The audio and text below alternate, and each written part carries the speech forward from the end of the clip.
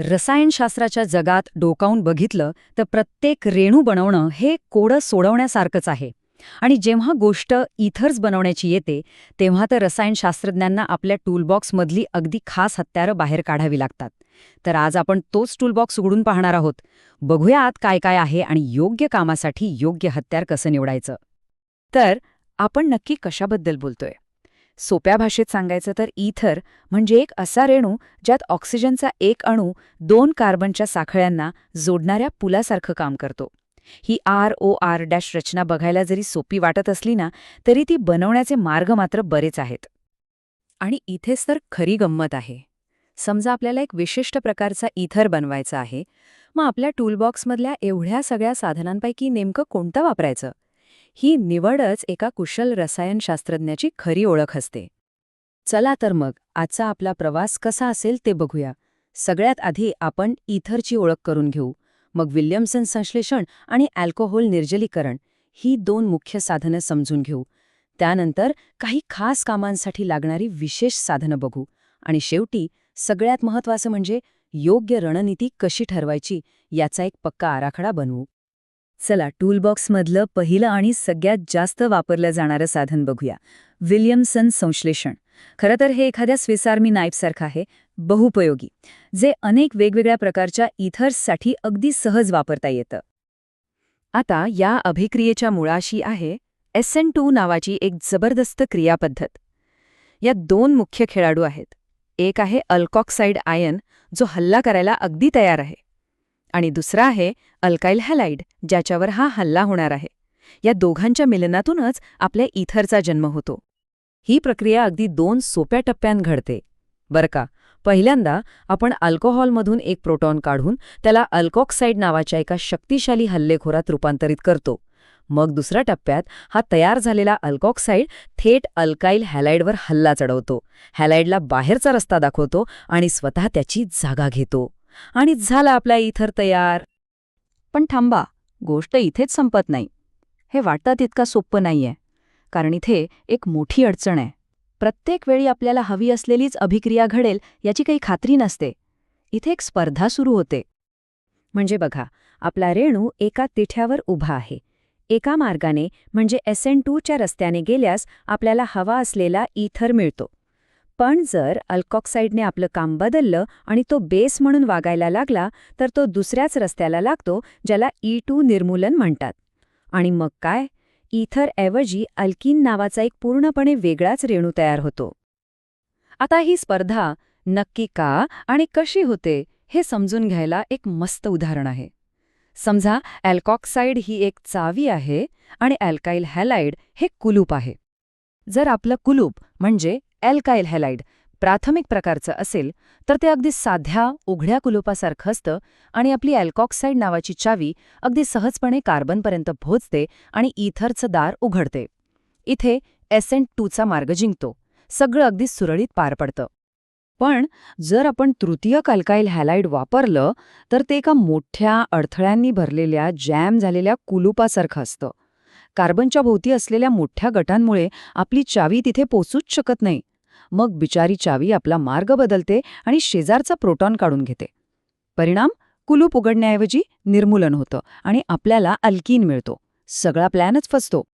चला आता टूलबॉक्समधलं दुसरं साधन पाहूया. ॲसिड उत्प्रेरक निर्जलीकरण. याला आपण एक मोठी औद्योगिक प्रेस म्हणू शकतो. मोठ्या प्रमाणात उत्पादन करण्यासाठी एकदम उत्तम, पण नाजूक कलाकुसरीच्या कामांसाठी मात्र नाही. या पद्धतीचा मुख्य उद्देश आहे साधे सममितीय इथर बनवणे. म्हणजे असे इथर ज्यांच्या ऑक्सिजनच्या दोन्ही बाजूंना अगदी सारखेच गट असतात.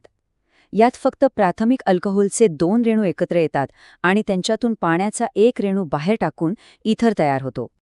याची क्रियापद्धतीही खूप रंजक आहे. बघा, ॲसिड आधी एका अल्कोहोलच्या OH गटाला सक्रिय करतो, ज्यामुळे तो पाण्यामध्ये बदलून बाहेर पडायला तयार होतो. मग दुसरा अल्कोहोल रेणू हीच संधी साधतो आणि त्यावर हल्ला करतो, पाण्याला बाहेर काढून टाकतो आणि शेवटी एक प्रोटॉन निघून जातो आणि आपल्याला आपला अंतिम इथर मिळतो. पण या औद्योगिक प्रेसची एक मोठी मर्यादा आहे. जर आपण दोन वेगवेगळे अल्कोहोल वापरून असममितीय इथर बनवण्याचा प्रयत्न केला ना, तर मोठा गोंधळ उडतो. आपल्याला हवा असलेल्या इथरसोबतच इतर 2 नको असलेले इथरसुद्धा तयार होतात. म्हणजे 3 उत्पादनांचं मिश्रण तयार होतं आणि त्यातून आपल्याला हवं ते उत्पादन वेगळं करणं खूपच अवघड आणि खर्चिक होऊन बसतं. या अभिक्रियेमध्ये आणखी एक गोष्ट अत्यंत महत्वाची आहे आणि ती म्हणजे तापमान. डायइथाइल इथर बनवण्यासाठी 130 अंश सेल्सिअस हे तापमान अगदी अचूक परफेक्ट मानलं जातं. आता हे तापमान इतकं नाजूक का आहे? कारण बघा, जर तापमान 130 अंशांच्या आसपास असेल तर अभिक्रिया आपल्याला इथर देते. पण जर तेच तापमान 150 अंशांच्या वर गेलं तर अभिक्रिया आपला मार्ग बदलते आणि निर्मूलन होऊन अल्कीन तयार होतो. म्हणजे तापमानातला थोडासा फरक उत्पादनामध्ये जमीन आसमानाचा फरक घडवून आणू शकतो. बरं, आत्तापर्यंत आपण 2 मुख्य रोजच्या वापरातली साधने पाहिली. पण काही वेळा अशी कामं येतात ज्यासाठी खास विशेष उपकरणांची गरज असते. चला, अशा काही स्पेशलिस्ट टूल्सवर एक नजर टाकूया. यापैकी एक महत्त्वाचं साधन आहे अल्कॉक्सीमर्क्युरीकरण, डिमर्क्युरीकरण. याचं नाव जरा अवघड आहे, पण काम खूप भारी आहे. जेव्हा आपल्याला अल्कीनपासून म्हणजे दुहेरी बंध असलेल्या रेणूपासून सुरुवात करायची असेल, तेव्हा हे साधन कामाला येतं. आणि याचा सर्वात मोठा फायदा म्हणजे इथे रेणूमध्ये कोणतीही अनपेक्षित उलथापालथ होत नाही, ज्यामुळे आपल्याला अगदी अचूक आणि अपेक्षित उत्पादन मिळतं. याशिवाय औद्योगिक स्तरावर MTB सारखे पेट्रोलमध्ये वापरले जाणारे पदार्थ बनवण्यासाठी खास पद्धती विकसित झाल्या आहेत.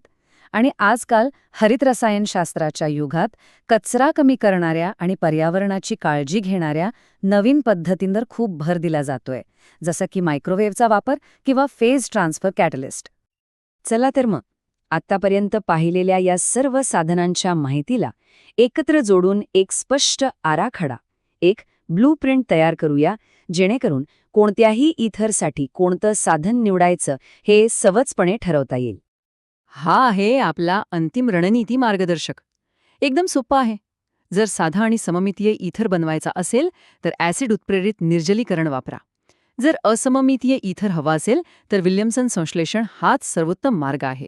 फक्त एक गोष्ट लक्षात ठेवा, कमी अडथळ्याचा हॅलाइड निवडा. आणि जर अल्कीनपासून सुरुवात करायची असेल तर अल्टॉक्सीमर्क्युरीकरण हेच अचूक साधन आहे. आणि शेवटी लक्षात ठेवण्यासारखी सगळ्यात महत्त्वाची गोष्ट हीच आहे. टूलबॉक्समध्ये अनेक साधने असणं महत्त्वाचं नाही, तर कोणतं काम कोणत्या साधनाने उत्तम होतं आणि महत्त्वाचं म्हणजे कोणत्या साधनाने ते काम बिघडू शकतं हे ओळखणं हीच खऱ्या कारागिरीची निशाणी आहे. आणि जाता जाता एक विचार करूया.